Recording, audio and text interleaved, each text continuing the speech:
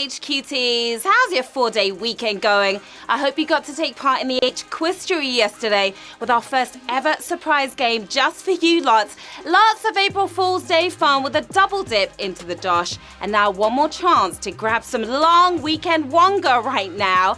I'm Sharon Carpenter, your bank holiday bankroller, your eyebrow aficionado. And this is HQ Trivia, the show that gives you dough for what you know. Now the rules to play are simple. I'm going to ask you a series of questions ranging from easy to hard. You have 10 seconds to tap the answer. If you get it correct, you move on. Answer all 12 right and you win, or you split the dosh.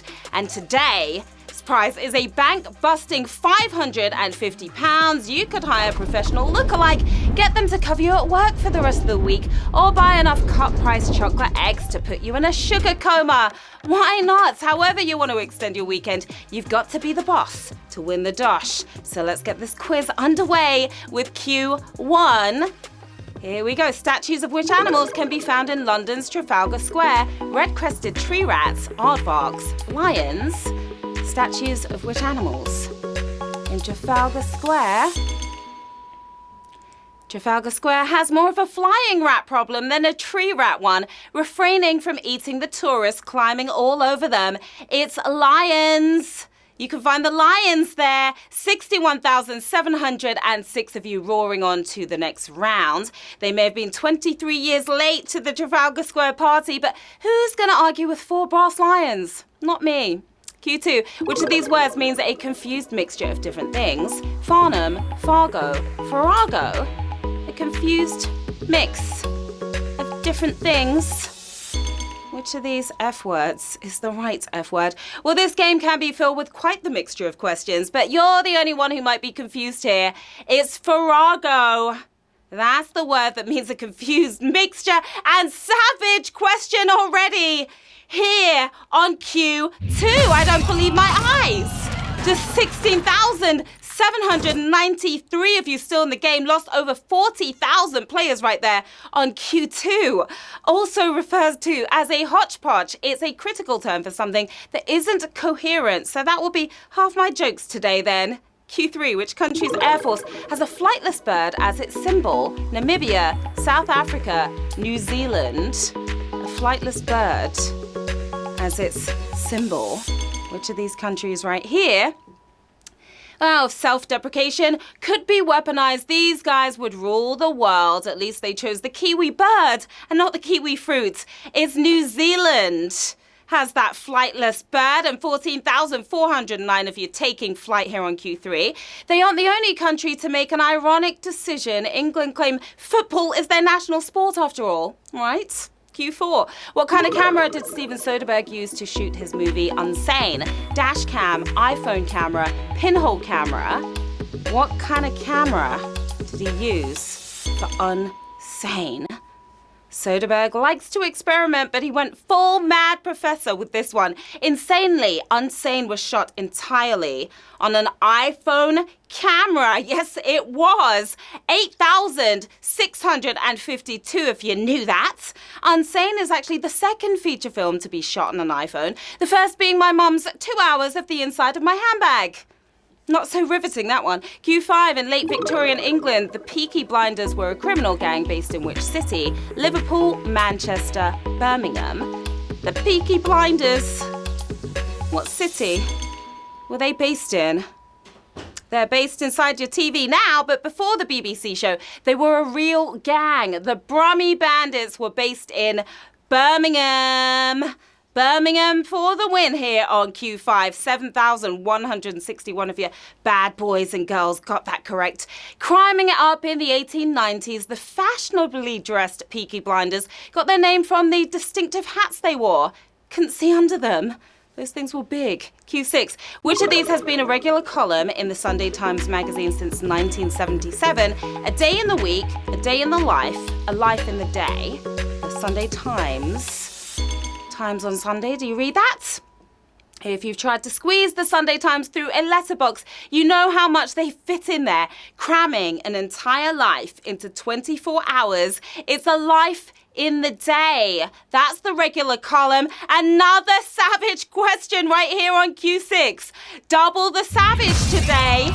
1,641 of you are still alive and kicking right now, thankfully. Readers get a peek into the everyday life of a famous person in this column, like Nelson Mandela or Muhammad Ali. Q7, in Jack Vetriano's painting The Singing Butler, what are the figures on the left and right holding? Umbrellas, kites, picnic baskets. What are those figures holding? Umbrellas, kites, or picnic baskets. A formally dressed couple dance on a beach with their maid and butler on either side. The beach in question is British, so of course they're holding umbrellas. You know it. Umbrellas for the win. 1,461 of you can stand under my umbrella anytime. It's not all doom and gloom for Vetriano, though. This very piece sold for over $750,000 in 2004. That's a lot of wonga right there. Q8, what was banned in many major US cities between the 40s and 70s? Alcohol, stiletto heels, pinball. What was banned between the 1940s and 1970s, many of these US cities? Well, bizarrely, wearing high heels in the 1700s could get you tried for witchcraft. Only slightly less silly to ban is pinball. They banned pinball. 717 of you are bawling out in the game right now. Cities were concerned about pinball's effect on juvenile crime and morality. If only they had the same concern with assault weapons, right?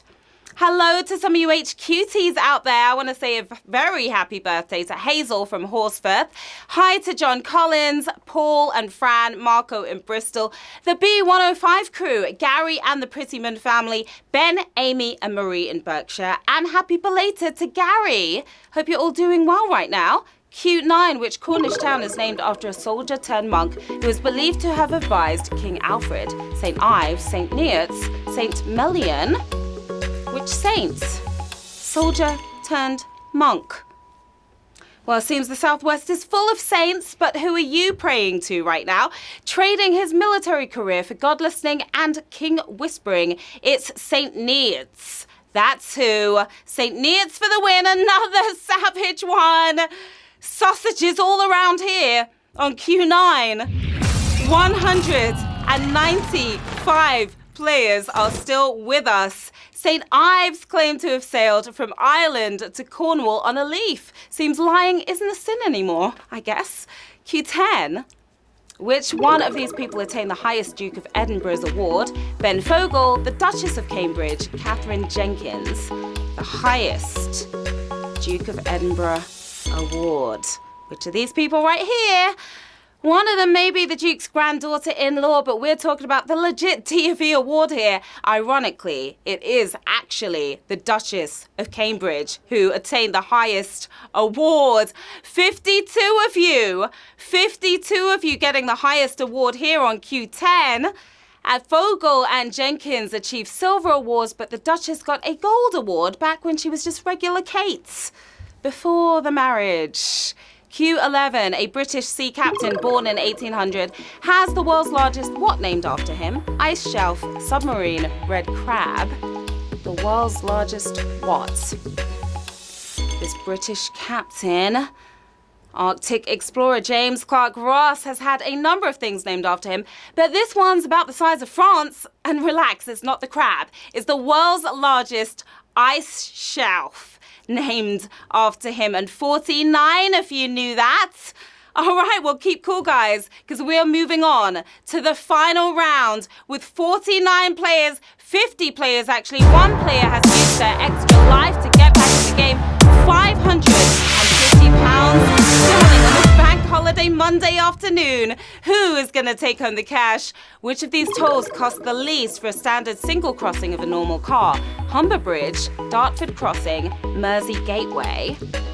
The least for standard single crossing.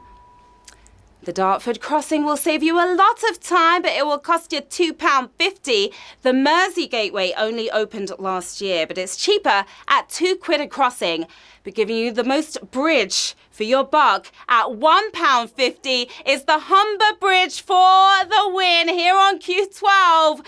And we have 4 winners, my lovelies.